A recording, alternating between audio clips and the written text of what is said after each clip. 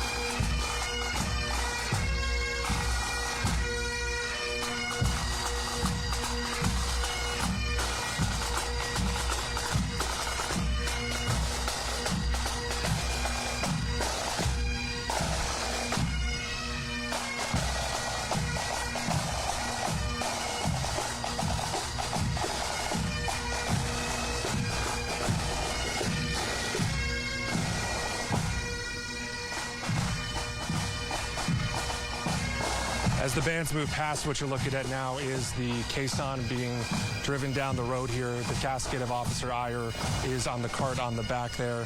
This is, again, a group of North Carolina Troopers Association officers riding these horses down the street here. They're going to be carrying Officer Eyer's body down to the First Baptist Church.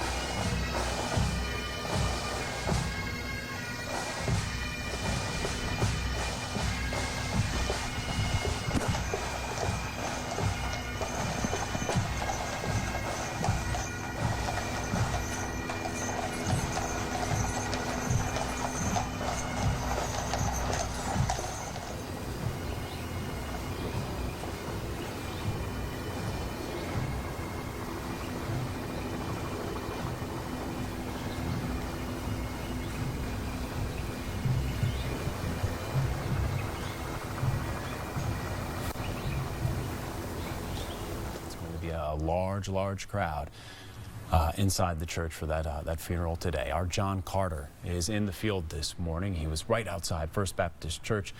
John, I want to send it over to you. All right.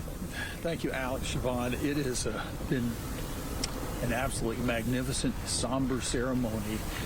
Seeing this procession come down the street here, it was led by a color guard carrying the flags of the United States and North Carolina, and then followed by the bagpipers. Those units are made up of people from all across North Carolina, different sheriff's departments, different police departments, and volunteers. And then we saw the caisson come by, led by 4 horses, and that carriage that carried the flag-draped casket of Officer Eyers. And behind that was the riderless horse, indicating a fallen officer there.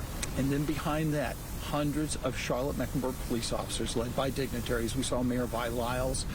We saw Police Chief Johnny Jennings. We saw Mecklenburg County Sheriff Gary McFadden.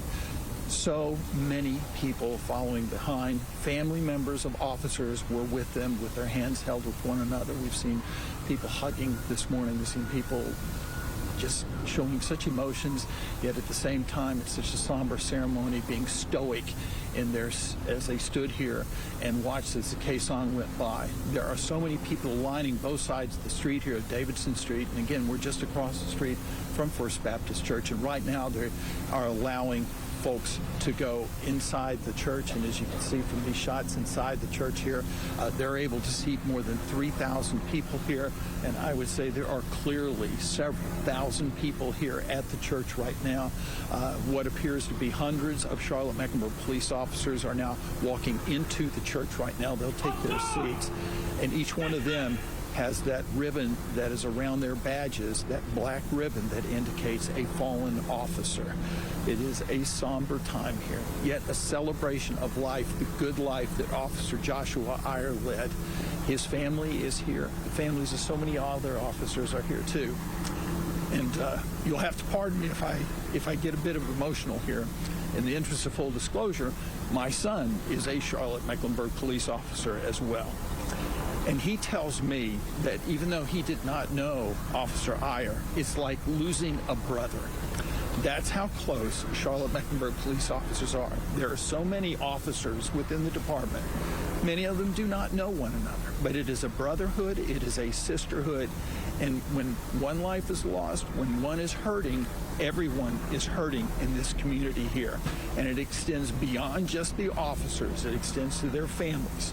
They have children as well. They have brothers and sisters. They have fathers and mothers, cousins, aunts and uncles. It is a true community of people who exist in a world that we do not sometimes understand, I think. You know, when I go to work every day, I don't have to think about, will I be killed today in doing my job? That is what every officer, male and female here, has to experience every day when they put on that uniform. And you can see each one of them here dressed in their uniforms, in their hats, and with their badges and those black ribbons around them. It is a gathering of a brotherhood, sisterhood, unlike any other any other type of organization here in the city of Charlotte. But the community has certainly come together. There are so many people here who have just come out to pay their respects and their honor toward Officer Eyers and the other Charlotte-Mecklenburg police officers, the other U.S. Marshal Services folks, everyone. They are showing their respect to them for what they do because they understand. And sometimes it takes a situation like this for us to fully comprehend and to fully appreciate what it is that law enforcement does for our community. These are people who are putting their lives on the line every day. And so now we will celebrate the life of Officer Eyers. We will talk about the good things that he did, having been on the force for 6 years, a family, a 3-year-old child, a wife. The other officers involved in this, those officers who also gave their lives, they have families. And the officers who were wounded, who were hurt during this situation, they too are hurting as well. But again, a celebration of life to show the joy that Officer Eyers brought to this community and the work that he did. I did talk to some of his fellow officers who worked with him in that North Tryon Division office. They said he was a reserve kind of guy, a guy who, who knew what he was doing, who knew his job so well. Yet, as reserved as he was and as serious as he could be, they say he could be absolutely just fun to be around, that if you got him going, you would really get him going. He was that kind of guy. He was the kind of guy you wanted to be around. And if you were in a tough situation, they say he's the guy that you would want with them. That's the kind of officer that Officer Eyers was, and he did it because of his love for the community. That's why he joined the force. He was in the National Guard. He was a sergeant. He served his country. He served his community. So many different people from different walks of life to show their support for the law enforcement community. And we talk about that thin blue line, the bond between law enforcement officers, and my goodness, you just see it evidenced here in these live pictures from outside of First Baptist Church, all the different uniforms, whether it's State Highway Patrol or Sheriff's Office deputies from across the state or different law enforcement officers from across the country, all here for one single purpose: to honor the life lived by Joshua Eyer and to remember his life. Again, that ceremony, that funeral, set to begin at 10 a.m. And Siobhan, we should note we do plan to carry that live right here on WBTV and on our streaming services as well. So as soon as the actual program does begin, we plan to bring that to you live. Absolutely. And something that Chief Jennings also said that just shows the character of the man that we're talking about today. He says he was rushing in to help a task force officer when he was shot at. He was trying to rescue someone and ended up needing to be rescued. And our Naomi Cole spoke with one of his first supervisors in the Guard, and she posed that situation to him and said, "Does that surprise you?" And he said, "Not at all, because that's just who Joshua Michael Eyer was." And you're seeing so many people here, whether they knew him or not, as John said, that just know that it takes a certain kind of person, a certain heart, a certain dedication to not only put on this badge, but to put yourself in the line of danger every single day, which is why, again, Chief Jennings said several times this week, these men are heroes, Alex. Absolutely. If you find yourself watching right now and saying to yourself, what can I do? How can I support? Well, we've put all that information on WBTV.com. We've got a specific story up on the homepage that tells folks how they can contribute. We've talked to folks from the Charlotte-Mecklenburg Police Foundation. They told us they've been getting an unbelievable number of calls since this happened on Monday. People are asking, how can I help? Where can I send money? They have a dedicated fund from the Police Foundation that has been set up. They're calling it Help Our Heroes, and they say this is going to help CMPD officers, but other first responders as well. The chair of that foundation, the CMPD Foundation, said we're going to see and listen to where the needs are the strongest. And not just that, there are so many ways to support. We were telling you just yesterday, there are even clothing stores here in the city of Charlotte, including 704 Shop, Girl Tribe Co., and Glory Days Apparel, that have a shirt that will say Charlotte Strong, Queen City Strong, and so on. And they're raising funds to support the families of the officers hurt and killed in this ambush. All three retailers created unique designs. And they say that the plan is to combine the proceeds from all three and donate them to the victims' families. As we know, Officer Eyer leaves behind a wife and a young son named Andrew. So, of course, our thoughts and prayers definitely with not only the first responder family, the military family, but Eyer's personal family as well. We cannot fathom what they're going through right now. Yeah. It does sound like we are getting ready to start the funeral inside First Baptist Church in Uptown Charlotte. So I believe we're going to take a live picture there. That is Major Brad Koch with the CMPD speaking right now. Let's listen to this live funeral service for Officer Joshua Eyer. Eyer, This time, please welcome Senior Pastor here at First Baptist Church, Pastor Rob Wilton.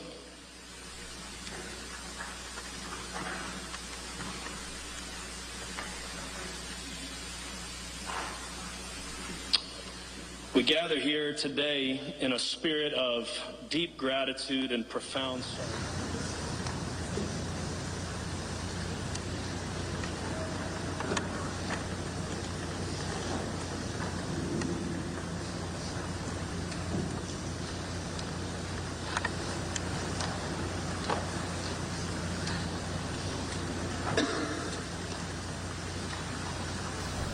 Truly a somber occasion, a bittersweet 90-minute ceremony capping off what CMPD's Major Brad Koch called a heart-wrenching 93 hours since Monday's deadly encounter. Beautifully remembering and mourning Officer Joshua Eyer, letting all of us get to know the man through their memories of him.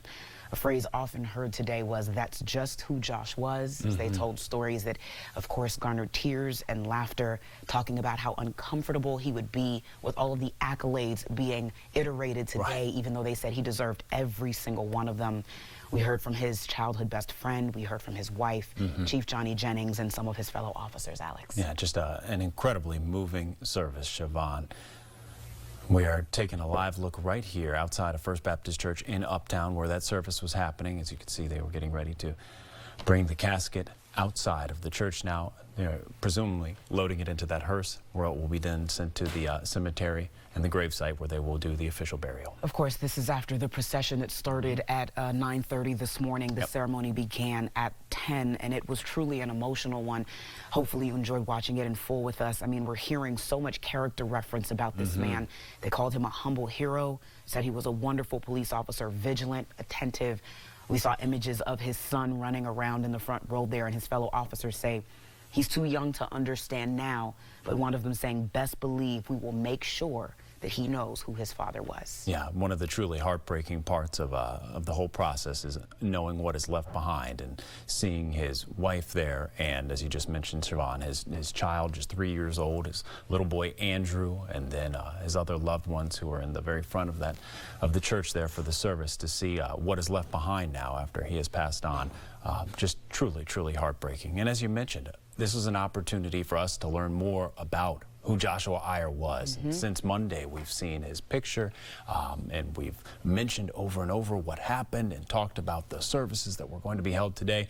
But this was an opportunity for the community to learn more about who Josh was, who this man was that died along with 3 other law enforcement officers on Monday in that deadly shootout. Got to hear from a couple of the officers who he worked alongside in the North Tryon Division with the CMPD. And as you mentioned there, an officer who was known for going full speed ahead no matter the cost. That's what Detective Thomas Maddox said during that service. He said a lot of things about him. He said, the other officer who spoke there, Mr. Ferreira, Nicholas Ferreira, said that he always envied people who had brothers because he envied the bond that they were able to build. And he says he was the younger brother that admired Officer Eyer, and that he was just lucky he was able to do it. And he explained how the Officer of the Month thing happened, saying it was voted on by the division, by their shift, and that it was no surprise that it went to Eyer, calling him, quote, "the best that we have." And he said he spoke about his work ethic. He said there's so much he could say about his work ethic, but said his biggest brag was that the father and the husband that he knew Joshua Eyer to be. At that moment, he paused, he got emotional, and saying he's going to make sure again that Eyer's young son Andrew knows who his father is. One of the truly touching moments of the service. We just saw a number of folks leave the church. It looked like Mayor Vi Lyles, Governor Roy Cooper. I believe we have our John Carter and Caroline Hicks. They've been down there outside of the church. We want to see if we could go to them. Producer Kelsey was telling us, I think we've got them. Let's see if we could check in with John and Caroline.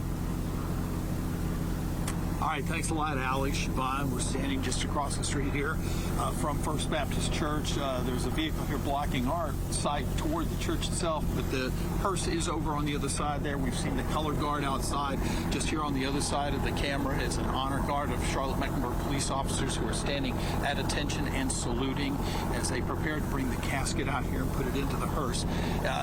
Just the outpouring of support here, Caroline, has been phenomenal. The people who have lined the streets here to be here to show their support. I don't think a lot of people were able to get into the church itself. I mean, you were in inside there. How full was it? It was standing room only. I was on the balcony, surrounded by a lot of CMPD officers, as well as people who were lining the rows to get up to the balcony. I mean, this is truly standing room only. And as I exited, even just in the main entrance of the church, it was filled with people. So many people wanting to come out and show their support. And there have been so many people who have come here from other states across the United States. I saw police officers from Chicago here. I saw police officers from Fort Worth, Texas here. I've seen officers from across North Carolina and South Carolina, seen them along the East Coast, all sorts of different officers. And these motorcycles we have behind us here, these are units from many different law enforcement offices across North Carolina, all here to show their support for Joshua Eyer. That's right. And I will say, sitting in the balcony, I was surrounded by a lot of CMPD officers, and it was very emotional to see them getting so emotional, hearing from the people who knew Joshua Eyer best, and hearing just his incredible legacy. One thing that really stuck out to me is when one of his fellow officers who spoke said, addressing CMPD and the whole law enforcement community, do not let this deter you, because that is not what Officer Eyer would want. I found that to be just incredibly touching, that, you know, Officer Eyer paid the ultimate sacrifice, but he would not want what happened to him to deter any of his fellow officers. And I think the other thing that struck me about this is it is a celebration of life. Is Officer Eyer apparently had a very wry, dry sense of humor. Right. He was a Star Wars fan. He liked comic books, DC and Marvel, and he would argue that Batman would beat Superman. I mean, that's what you want to remember. You remember all those good, wonderful things, the joy and that he brought to everyone's life. And he apparently loved everyone. He could be a curmudgeonly kind of guy, apparently, at times.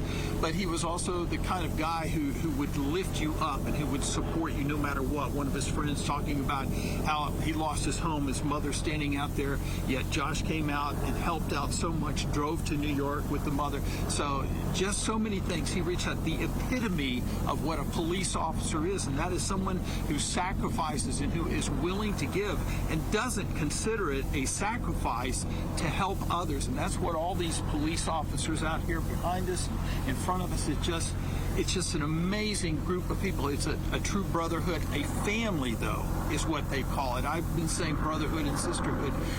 It's a real family of people who are bonded together by a sole purpose, and that is to protect us. Absolutely. And we also heard over and over again that they will, everyone who knew him will spend the rest of their lives making sure that his son Andrew knew what a hero his father was. We heard that from his wife. We heard it from his friends and his fellow officers. He took that role as father so seriously, and they are absolutely dedicated to ensuring that his son will know for the rest of his life what an incredible, incredible hero he was. Yeah, he was absolutely a hero. They're all heroes. He sacrificed and gave his all, but we have so many other officers out here as well who are willing to do the very same thing. They run toward the danger. And I don't know how many people could honestly say to themselves that they could do that under the same circumstances. It's just something that is just within all these police officers, that they are willing to do what is necessary to get the job done and to protect us all. That's what they want to do. It takes an incredibly special, selfless person to be willing to serve as a police officer, and that clearly is who Officer Eyer was. I mean, we heard just from everyone what a selfless person he was. One of his friends said he would put his hat in the ring for the jobs that no one else really wanted to do. I mean, he clearly loved what he did. He really did. And Chief Jennings was speaking there too, and he talked about how he can't explain what it is about a person who is willing to do this. It's just the fact there is something within them that says, I want to help others in this community. I want to help protect this community. I want the best of this community. And that's what Joshua Eyer was all about. He was about uplifting this community, and he put his heart and soul into it, and he made made the ultimate sacrifice. And I'm looking behind us here. We can see that many other officers and other law enforcement personnel have gathered, and they are giving a salute as the casket is going to be coming out here. I also want to mention, though, we've seen Charlotte Fire out here. We've seen medic out here. We've seen forest rangers out here. We've seen military personnel out here. Just so many different people, as well as just ordinary civilians, folks who had no idea who he was, may not have even lived in that North Tryon division, and we're here to show their support and to uplift him and to show their respect for Officer Eyer and what he has done for this community. Absolutely, and I will say Chief Jennings listed every agency that went out to support on Monday. Davidson, Cornelius, Huntersville, Mint Hill, Matthews, Pineville, Mecklenburg County Sheriff's Office, and North Carolina State Highway Patrol. So everyone heard those calls coming in, and they went straight towards it to help each other. It just goes to show, that they are prepared and they are ready to act in a moment's notice. It is an instinct within them to move and to do this. They don't think about it. And right now, we may be getting earlier today, you may have heard some of the helicopters here. There was a flying formation of the Charlotte Mecklenburg Police Department Snoopy, and that's what I'm seeing going over right now above us. You may be able to hear that. So we've got this flyover going. We're going to have a procession here, which will be led by these motorcycle units that are behind us. Incredible presence out here. And I believe, Kelsey, we want to go to let's go back to Alex and Siobhan in the studio right now for more coverage. John, Caroline, thank you. Something else that stuck out from when Chief Johnny Jennings was speaking, he spoke directly to Eyer's wife and family who were sitting in the front row, clearly, understandably very emotional. Chief Jennings said they helped him heal. He said they gave him hope that they will move through this and get through it together. And he said he wanted to speak directly to Josh, saying, "You are honorable, you are noble. You represent everything great about this badge I wear over my heart and this patch I wear on my sleeve." And how incredibly powerful to see his wife, Ashley, speak just days after everything transpired on Monday, to have the courage and the strength to get up there and speak before a crowd of people, while at the same time the service is being, streamed to thousands of people around the world. Just very, very powerful to hear her words. And absolutely. She acknowledged how great of an officer he was, because so many of his buddies and the chief talked about how great of a police officer he was. He would, get you if you were a homicide suspect, or if you were somebody who just stole a sandwich from the Quick Trip, right? He was a fantastic police officer by all accounts, but also she said, I want his legacy to be what is left behind now. His 3-year-old son, Andrew, who we even saw at some points during the service in the front row of that church. Absolutely. There was so much said about him this morning, that tells us so much about who this man is to so many people in so many different ways. Yeah. And it just shows how great this loss is, both behind the badge and just in the community, because it shows that he was truly a public servant, truly just cared about this community and our country, as, of course, a member of the National Guard as well. It's just heartbreaking to see the pain that they're all feeling, but of course we see that they are celebrating the man that they know. Celebrating that life, honoring his legacy. We'll try to do our part by covering this extraordinary event. Everybody who's watching at home right now, we appreciate you tuning in and being a part of that. We want to make sure his little boy does grow up to know that his dad died a hero. Absolutely. We will always remember Joshua Eyer, and again, we appreciate you joining us for this special coverage. We will be right back after a brief break, and we'll reset with WBTV News at noon. Thank you for joining us.